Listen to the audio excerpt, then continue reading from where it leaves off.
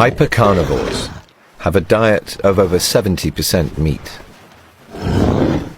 This one is the largest to walk the earth, and one of the very few animals known to actively hunt humans. But a polar bear's preferred prey is seal. To survive a life below zero, she must eat more than 50 a year, but catching them is tough, even for such a specialized seal stalker.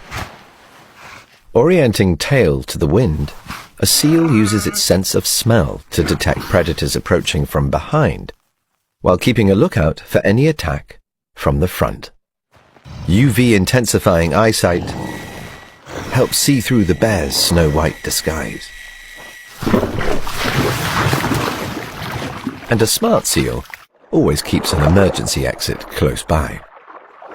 With fewer than 2 seals every square mile, tracking them down is a challenge. Her sense of smell, the most powerful nose in the animal kingdom. She can even sniff out a seal under the ice. From over a mile away, she picks up a scent carried on the wind.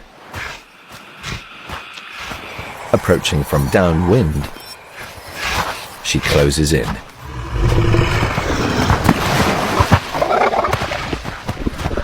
Securing enough food just to stay alive is hard enough.